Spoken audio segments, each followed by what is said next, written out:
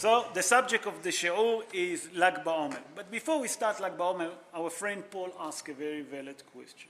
How come that Rabbi Akiva, that from him, all the Torah that we have today, when I say Torah, I'm referring to the oral Torah, it's because of him. How come? So what's happened? It's a very sensitive thing. The 24,000 students of Rabbi Akiva die from Pesach, that means from the beginning of counting of the Omer, until Lamed Dalet, until tomorrow. They stop dying. Every day, 800 students. 800 students a day. Why? שלא נהגו כבוד זה בזה. What it means שלא נהגו כבוד זה בזה? That the way that they spoke one to each other, and pshat of the dvarim, I'm speaking pshat, not deeply. They didn't speak with enough manner. That means it's come to teach us, Rabotai, when we speak to other people, although that they're our friend, although that they're our colleagues, they can be your havruta that you study with, we have to respect one each other. So, Lag BaOmer. Lag BaOmer is the 33 days of the Omer. It's a day of joy, a day of happiness for the Jewish people. And as you see, we didn't say Tahanun. All the custom of the morning get changed now. The Ashkenazim can shave immediately. They can listen to music. We all can listen to music. We can have a haircut. The Sfaradim a bit more strict, and they say from tomorrow, Lamed Dalet, from the 34 days of the Omer, the Maran Shulchan Aruch, Rabbi Yosef Karo, say no. From the 34 days, the Sfaradim can have a haircut, can have a shave, but all the other custom of mourning now change. Why is that? Why is it so important? For example, until now, people cannot get married. Now they can get married. We can have simcha. Although until now we couldn't have marriage, but engagement people can have. That's the difference. Why is it so important? What's the idea behind it? I'm going to bring two important things. So it's a custom from the Rishonim. Rishonim, it's those people that lived in the 12th century, the Rambam and onwards, that the Lag BaOmer, and it's brought, and the source to it comes from the Meiri on the Gemara, Yevamot 62, folio 2. The Meiri bring that on Lag BaOmer, the 33 days of the Omer, the last student of Rabbi Akiva stopped dying. That's one idea. And that's brought also by the Shulchan Aruch, if you want to check it up, and it's in Siman, that means chapter 493, Sa'if Bet, there the Shulchan Aruch speak about it. But the Aruch HaShulchan brings something completely different. Aruch HaShulchan say, you know why is a day of joy, a day of happiness? It's a day that the Aruch HaShulchan say that Rabbi Shimon Bar Yochai, in his son, left the cave. You know who was Rabbi Shimon Bar Yochai? No. No one knows. Okay, so I will explain. Rabbi Shimon Bar Yochai and his son was a decree on him, a death punishment decree by the Roman, and Rabbi Shimon Bar Yochai have to fled, and he hid in a cave right in the north in Ki'im, in Negev. Who was Rabbi Shimon Bar Yochai? I see that not many of you know. I will explain. He was a sage that lived after the destruction of the second temple. He was one of the 5 disciples, student that Rabbi Akiva given him the authority to become a rabbi. They got smicha, and from them they spread all the Torah again. I'm going to give you now a bit of history about Rabbi Akiva, about Rabbi Shimon Bar Yochai. Rabbi Shimon Bar Yochai, born in the north, in the Galilee.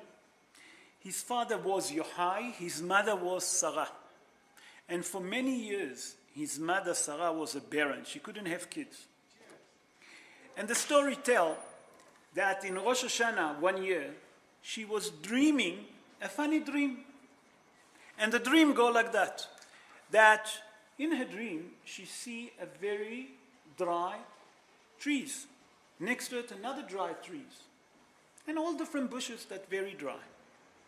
And suddenly she see a man coming with a bucket full of water, and he watered those bushes and those trees. And those trees instantly turn green and bring in fruit.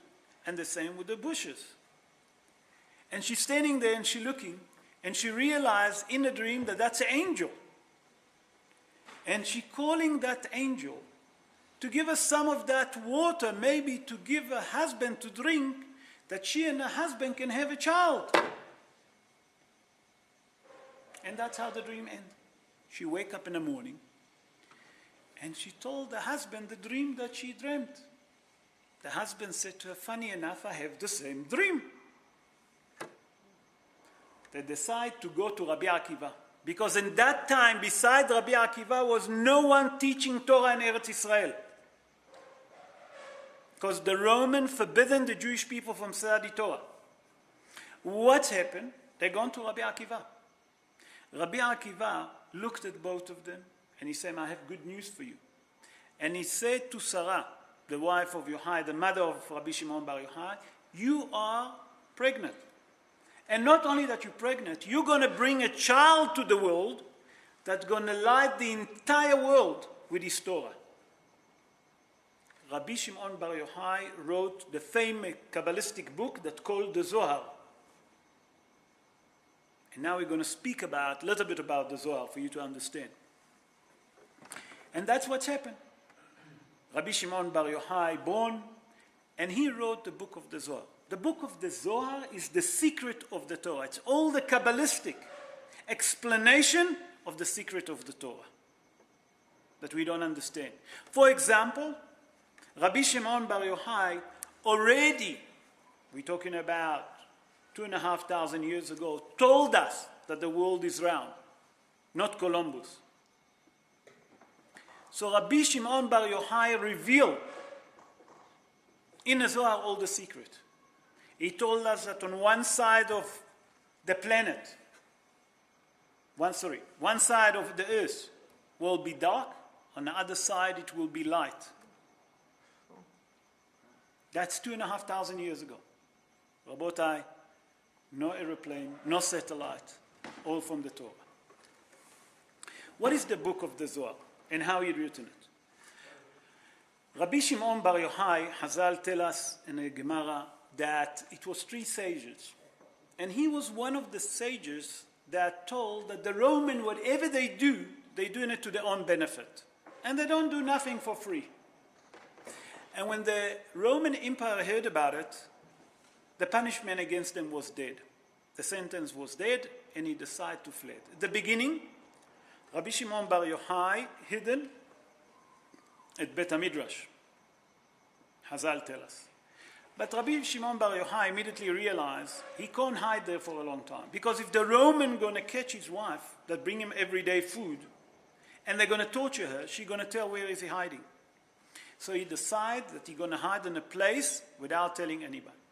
So he told his wife that he's leaving, and he took his son Elazar. And he ran and he hid in a cave for 13 years. And that cave, until today, it's called the Cave of Pke'in, right in the north. And while he was there, they were studying Torah. And that's when he wrote the book of the Zohar, him and his son.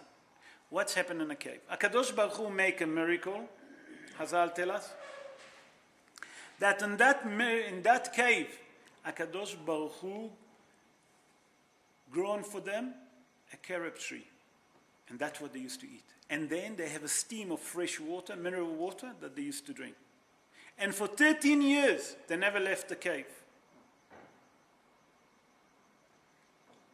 And that's when Rabbi Shimon Bar Yochai wrote the Zohar, the Holy Zohar. Now we're going to move on to some tradition. We spoke about the bonfire. Where is that custom come from, that we're lighting bonfire on Lag BaOmer? I'm going to bring 3 opinions. There's a few more, but I'll decide the 3, in my opinion, are those the most important. So we know that Rabbi Shimon Bar Yochai wrote the book of the Zohar in a cave. In Lag BaOmer, Rabbi Shimon Bar Yochai finished to write the book of the Zohar. And when he finished to write off the book of the Zohar, the holy book, what happened? It was, miracle happened that was fire around the cave just before he left to show the holiness of that book. And on that merit, we light bonfire on Lag BaOmer. The other explanation is that while Rabbi Shimon Bar Yochai and his son Elazar were studying Torah in the cave, happened a miracle that Eliyahu Navi, Elijah, you call him in English, Eliyahu Navi used to come up from heaven and reveal to Shimon Bar Yochai and his son Elazar the secret that they're revealing regarding the Torah from heaven. And while they were studying, it was a pillar of fire from that cave up to the heaven. That's the second reason to remind us why we're lighting bonfire. The other explanation, and that I'm sure most of you heard, that Rabbi Shimon Bar Yochai and his son, they left first after 12 years. I said 13 years in a cave. After 12 years, the empire died, the Caesar died, and the law being changed. And Rabbi Shimon Bar Yochai been told he can leave the cave. Because now that the Caesar died, the law is changed, the decree is finished, he can leave. So Rabbi Shimon Bar Yochai and his son left the cave. And when they get out of the cave, they saw normal people like us, working. Some people ploughing their field, some people harvesting, and etc. And wherever they look from that holiness that was on them, they start burning. If it was a field they looked, they start burning the field. And a voice came up from heaven, and the voice said like this, Le'ahriv olami batem? Did you come to destroy my world?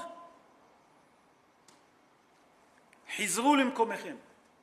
Return back to your place. So Rabbi Shimon Bar Yochai and his son returned for another year back to the cave. After a year they came out.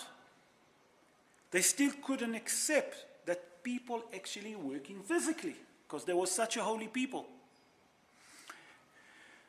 Hazal tell us that now the sun, Elazar, used to burn, but Rabbi Shimon Bar Yochai was putting down the fire. So in the merit of that holiness, to remind all of that, we're lighting bonfire on Lag BaOmer. There is another custom, I don't know how many of you know it, it's a bow and arrow. You know anything about it? No. So in Israel it's very famous that on Lag BaOmer, the kids play with bow and arrow. Why dafka bow and arrow? So it's said like this. First of all, a bow in Hebrew is a keshet, is a rainbow. Remember that, that's very important key. What's happened? Hazal tell us that from the day that Rabbi Shimon Bar Yochai came born and he can study, until the day that he died, was no rainbow in the sky. What's the connection?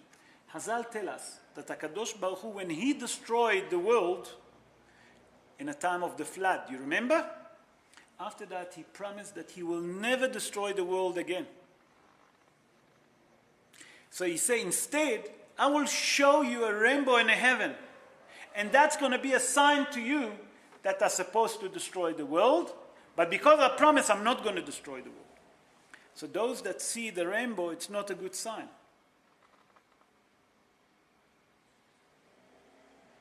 That it's to remind us that we're doing so many sin, and we have to correct our deeds.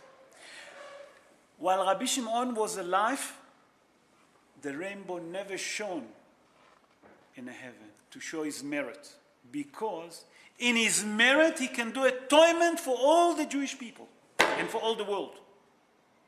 So it's a custom to play with bow and arrow. So the little boy Play with bow and arrow. That was the gun and the games that they have to play, like we play today with guns and whatever ammunition. That's an old day they used to play with bow and arrow. To remind us the miracle that happened while Rabbi Shimon Bar Yochai was alive. I would like to end up with a short story about Rabbi Shimon Bar Yochai to understand the greatness. And that's really a short story. Whatever I'm going to say, it's not enough. Because to speak about Rabbi Shimon Bar Yochai, there is so many miracles, so many stories, that it's actually going to be embarrassing. But I decide one story, one famous story. The Roman put a decree on the Jewish people. And one of the decree, they actually put 3 decrees. That number 1 is not to keep Shabbat. Number 2, not to do Brit Milah. And number 3, Taharat HaMishpacha. Taharat HaMishpacha, it's purity of the family. So they say that we should not keep it. And the sages sent before Rabbi Shimon Bar Yochai a Jewish rabbi that he act like one of the Roman, and he changed the decree for a while. When they found out that he's actually a Jewish, and it was all on the merit of the Jewish, they brought back the decree. I'm making the story short. And that story brought, by the way, in a Gemara Masechet Me'ilah, in page 17, folio 2. And then the rabbi decided, listen, it's not an easy decree on us, because the Roman was in control of all the world, and especially on Eretz Israel. And whoever is going to keep Shabbos, or going to have a Brit Milah, or keep the purity of the family, the sentence is dead. The sages decide who can go and change that decree. And they decide only one sages can do it, and that's Rabbi Shimon Bar Yochai. And Rabbi Shimon Bar Yochai took the mission, and he gone to Jaffa, and from there he caught a boat. And while he was on a boat, a good demon was sitting on a boat. And his name was Ben Temalion. That's his name. And the Ben Temalion said to Rabbi Shimon Bar Yochai, I've been sent from heaven to help you with your mission. He says, that's so. Say, yeah. He said, I'll tell you what you're going to do. I want you to go to Rome. I want you to penetrate inside the soul of the daughter of the Caesar. That she all day going to spring and scream, Bar Yochai, Bar Yochai. Bar in Aramaic is a son. Yochai, the son of Yochai. All day she must scream that until I arrive in Rome. But I want to make with you a deal.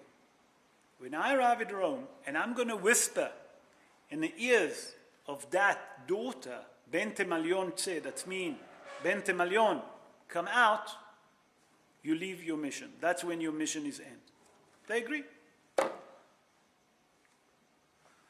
By the time that Rabbi Shimon Bar Yochai arrived in Rome, all the doctors, all the specialists that was in that time couldn't help to cure the daughter. All day she was screaming, Bar Yochai, Bar Yochai, Bar Yochai, Bar Yochai. They didn't know what's happened.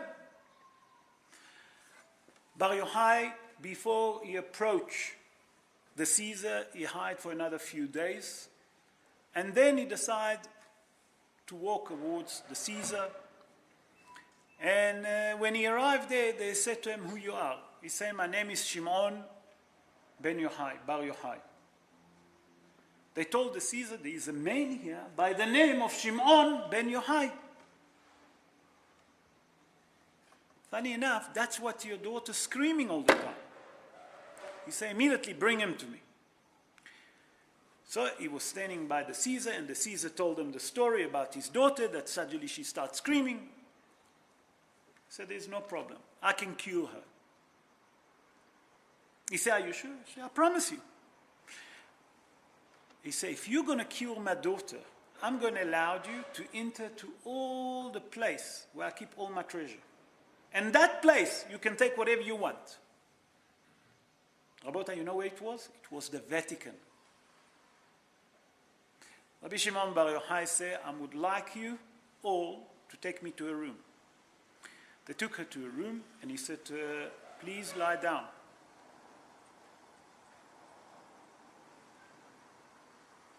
While the people was there, he whispered in the ears, Bentem al yontzeh. Immediately the demon disappeared, and he finished his job. Hazal said, from that moment, she returned back to normality. And she stopped screaming. The king, the doctors, couldn't believe what they saw. But the Caesar was so happy that he said to Rabbi Shimon Bar Yochai, I've given you my promise. Whatever you want, you can go and take. Rabbi Shimon Bar Yochai entered the Vatican, and he saw the garment, or the curtain, the right thing, that Kohen Gadol used to sprinkle blood in it. Hazal tell us in the Gemara. He took the decree, the letter that whoever going to keep Shabbat, whoever going to keep Taharat HaMishpacha, whoever going to do Brit Milah, the punishment is dead, and he tear it to pieces. And he returned back to Eretz Israel. And in his merit and in his wisdom, he saved the entire Jewish people and his time. So we see from here that the day of Lag BaOmer, it's not just a normal day. It's a day that we get joy, that all the morning changed suddenly. Why? Because we receive on that day the Holy Torah. What does it mean, the Holy Torah? The secret of the Holy Torah. In that merit, Hazal tell us, no more mourning. And Be'ezrat Hashem, Rabbota, I would like to bless all of us that we should all will have and merit from His merit that HaKadosh Baruch Hu will send us Mashiach Tzidkenu speedily in our days. Amen. Ken Yeh Ratzon.